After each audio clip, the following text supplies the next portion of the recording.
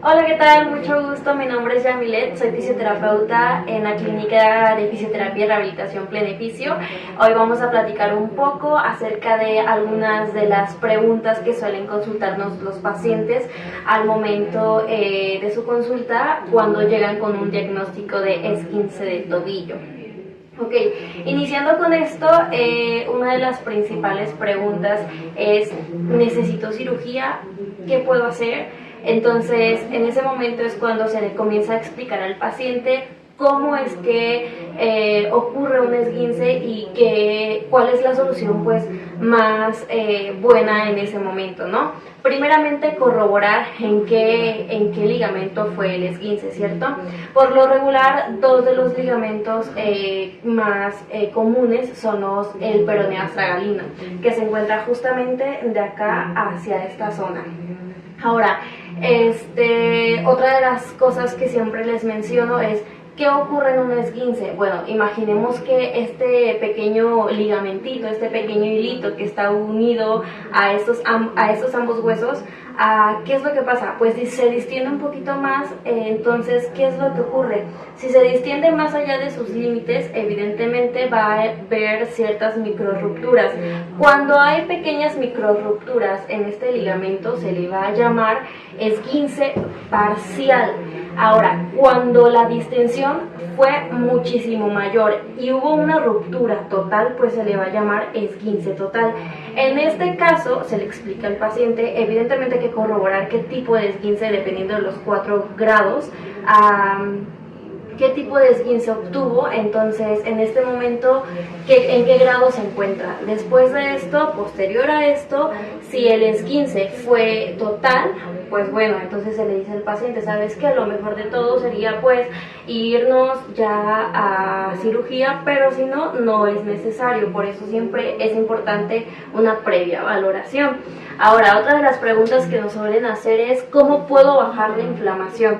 Esta es otra cosa que me gusta muchísimo explicarle a los pacientes, en el que suelo platicarles qué ocurre en la inflamación, porque por lo regular estamos muy preocupados de ver un miembro inflamado y lo primero que pensamos, lo primero que queremos hacer es quitar la inflamación, pero la inflamación no es mala, la inflamación de hecho es buena y es un efecto que utiliza el cuerpo como protección.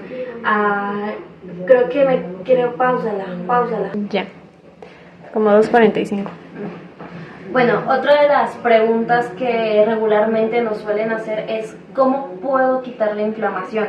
Ahora, esta es otra de las cosas que me gusta mucho explicarle a los pacientes, porque por lo regular todo mundo se preocupa cuando encuentra un miembro inflamado, pero como les platico a ellos, la inflamación de hecho no es mala, la inflamación es muy buena, es un efecto protector que utiliza el cuerpo. ¿Y qué es lo que ocurre? Siempre me gusta explicarles qué es lo que ocurre en la inflamación o por qué digo que es buena, ¿cierto? Bueno, cuando ocurre este proceso inflamatorio, prácticamente lo que busca el cuerpo es, encima de proteger a nuestros tejidos blandos, revascularizar la zona. Ahí hay una pequeña herida, ahí hay una pequeña ruptura. Entonces, ¿qué es lo que pasa? Yo necesito que esa micro ruptura vuelva a cicatrizar, que este ligamento vuelva a unirse. Entonces, en estos casos, ¿qué es lo que pasa? Pues muchas células llegan a esta zona y comienzan a generar el proceso de cicatrización.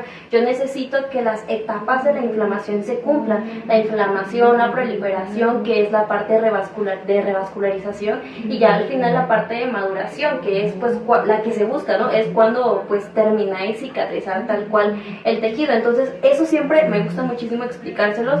Yo les digo: no, o sea, no te preocupes, o sea, está inflamado, es bueno, tienes que respetar las fases de la inflamación para que pues el proceso que se quiere lograr, que es la maduración, que es cuando cicatriza, pues se logre, ¿no? Entonces, eso es algo que me gusta recalcar bastante: esto es bueno, tú no te preocupes, y no te esfuerces tanto por querer ya de una quitar la inflamación. Todo tiene un proceso, es cuestión de paciencia. Otra de las preguntas que nos hacen es: ¿puedo seguir haciendo ejercicio? Porque me gusta mucho ir al gimnasio, porque me gusta mucho salir a correr.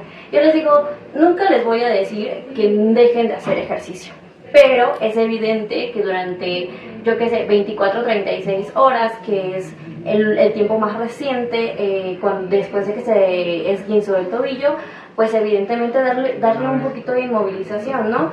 ¿Por qué? Porque si yo estoy esguinzada, supongamos que el esguince fue un esguince parcial, que hubo pequeñas micro rupturas y yo voy y hago ejercicio, como no tengo un ligamento estable en este momento, ¿qué es lo que puedo hacer? Con muchísima facilidad puedo doblarme el tobillo así de repente y ¡pum! Esas pequeñas micro rupturitas se convierten en ruptura total y yo no, o sea, no, sí puedes seguir haciendo ejercicio, evidentemente, pero quizá tengas que cambiar, modificar un poquito el tipo de ejercicio que estás haciendo, yo qué sé, o sea, mantente activo quizá, pero no con ejercicios de alto impacto, no quieras ir al gimnasio así, y hacer ejercicio con un montón de peso, quieras salirte a correr todo un maratón, porque evidentemente pues en vez de querer ayudar a tu cuerpo, pues lo vas a terminar afectando un poco más y cualquier cosa puede pasar.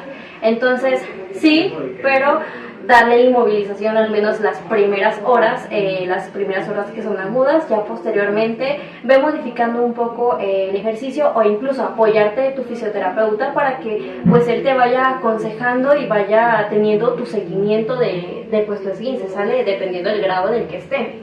Otra de las preguntas que a veces nos suelen preguntar bastante es, ¿pero cuánto tiempo me va a durar esto? ¿Cuánto tiempo dura un esguince? Ok, todo, como dije, depende muchísimo de la persona. No todas las personas responden igual ni a un tratamiento, ni a una patología, ni a nada de nada. Entonces, ¿qué es lo que pasa cuando me hacen este tipo de preguntas? Les digo, pues va a depender mucho de ti y va a depender mucho también del esfuerzo que tú pongas para que pues puedas salir pronto, ¿no? Entonces, hay algo importante dentro de esta pregunta. ¿Cuánto tiempo dura?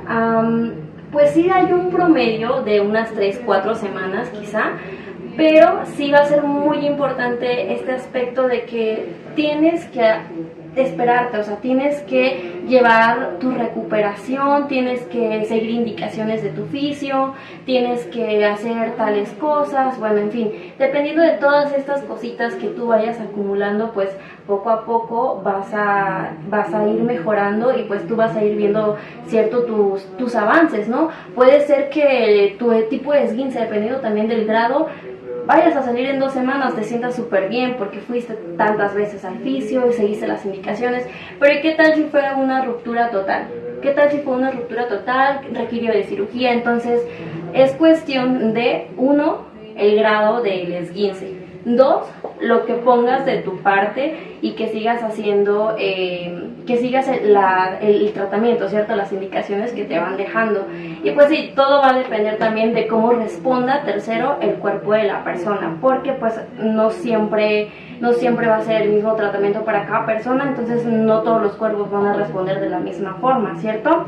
Bueno, siguiendo con las preguntas, ¿y qué pasa si no me lo trato? ¿Y qué pasa si nada más me quitas el dolorcito y me voy a casa y listo? Ok, sabemos que el dolor va a seguir. Quizá yo puedo quitarte el dolorcito, te vas a casa, todo tranqui, y por la tarde otra vez vuelve el dolor. O al día siguiente otra vez vuelve el dolor. ¿Por qué? Porque pues no se está solucionando el problema de origen. El problema prácticamente lo estás atacando muy superficial. O sea, yo me puedo estar con analgésicos todos los días, pero pues el dolor va a continuar. ¿Va? ¿Por qué? Porque no lo estás atendiendo desde su origen. Entonces, imaginemos que no te quieres tratar este esguince. Imaginemos que solamente la analgesia y vamos. Posteriormente, tiempo, han llegado incluso pacientes con secuelas de esguince de 1 año, 2 años de evolución, y yo, ¿qué? ¿Cómo es posible? ¿Por qué? Porque no nos atendemos estos esguinces. ¿Qué es lo que puede pasar? Pues va a cicatrizar, evidentemente. ¿Por qué? Porque pues es lo que el cuerpo busca, siempre que hay una herida, terminar de cicatrizar cierta zona. Pero entonces, ¿qué es lo que puede pasar? Esta cicatriz va a ser una cicatriz mal formada. Entonces, estas pequeñas malformaciones en el tejido posteriormente van a repercutir, ocasionando presión a los demás tejidos y pues evidentemente como es una cicatriz que no fue bien formada, pues vas a seguir percibiendo dolor después de 2 años, como digo, he tenido pacientes hasta con secuelas de esguince de 2 años y por supuesto muchas probabilidades de volverte a esguinzar. ¿Por qué? Porque tienes un esguince débil. Necesitas trabajar muchísimo la estabilidad de tu tobillo, propiocepción, fortalecimiento, para que poco a poco puedas ir trabajando esa zona y vayas disminuyendo las probabilidades de volver a lesionarte, ya sea por esguince o por golpe o por lo que sea. Continuando, ¿me puedo vendar? Es otra de las preguntas que suelen preguntar bastante, o incluso ya los pacientes llegan y ya llegan vendados. Yo le digo, bueno, ¿y cuánto tiempo llevas con este esguince? No, pues ya llevo 2 semanas, pero pues es que ya la inflamación no me bajó y ya por eso vine. Ok, y llegan vendados. ¿Me puedo vendar? Quizá, probablemente sí, pero como vuelvo y repito, como siempre se los recomiendo, quizá por las primeras horas después de haberse lesionado, ¿cierto? ¿Por qué? Porque las primeras horas son las más importantes. Quizá un poquito de reposo, si es súper necesario, y quizá la inmovilización también es necesaria, o un pequeño apoyo que me ayude a limitar el movimiento únicamente. Pero no dejarse ahí el vendaje por tiempos, por semanas, por meses. No. Únicamente sí es muy recomendable utilizar el vendaje, pero como dije, repito, durante las primeras horas posterior a lesionarse, quizá las 72 horas o quizá los primeros 3-4 días y ya. Después de ahí, máximo, como dije eso, ya después de ahí, sin vendaje, darle movilización a la zona, que es una de las cosas más importantes para el proceso de recuperación, para el proceso de la formación de la cicatriz, que se forme correctamente, ir movilizando poco a poco la zona, siguiendo evidentemente las indicaciones de tu fisio. Bueno, otra preguntita por acá, ¿qué tipo de zapato puedo usar? Ahora, ¿qué tipo de zapato puedo usar? Me dicen, ¿qué uso? ¿Tenis ortopédicos? ¿Uso tenis deportivos? Bueno, entonces en estos casos, un zapato cómodo, porque no podemos decir que uses dicho zapato. También va a depender muchísimo de la posición, de la posición anatómica que tenga tu piecito, ¿sale?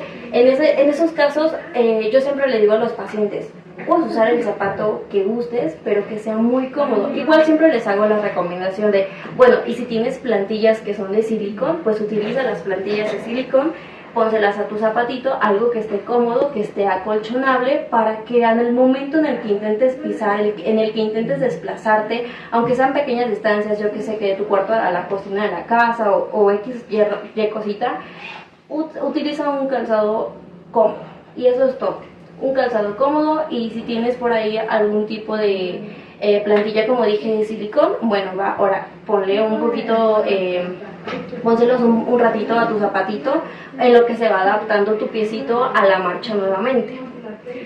¿Puedo ponerme calor o frío? ¿Qué me pongo? ¿Qué es mejor? ¿Qué es bueno? ¿El frío, el calor? ¿Qué hago? Bueno, me gusta explicarles 2 cositas acá. ¿Qué ocurre si me pongo calor? ¿Qué ocurre si me pongo frío? Primero, el calor. El calor, la verdad es que... ¿Sí? Ok. Siguiendo con las preguntas, la siguiente es, ¿puedo ponerme calor? ¿Puedo ponerme frío? ¿Qué es lo que hago? ¿Qué es mejor? ¿Calor? ¿Frío? Entonces, en estos casitos yo les platico 2 cositas importantes. ¿Qué es lo que pasa si me pongo calor? ¿Y qué es lo que pasa si me pongo frío? Ok, iniciando con el tema de calor, ¿qué es lo que pasa si yo coloco calor en mi tobillo recién esguinzado? Que es supuestamente para reducir la inflamación. Entonces, en esos casos, el calor provoca un tipo de vasodilatación. ¿Qué es esto de que estoy hablando? Ok, cuando yo coloco calor en una zona que de por sí ya está inflamada, lo que voy a lograr es aumentar la inflamación. ¿Por qué? Porque mis vasitos se dilatan, literal, crecen más. Entonces si crecen más hay más espacio, ¿cierto? Entonces lo que provoca que esta pequeña inflamación que había aumente. Si este proceso aumenta, pues evidentemente no te espantes si cuando tú colocas el calor ves ahora tu piezote muchísimo más grande de lo que pues ya estaba, ¿cierto?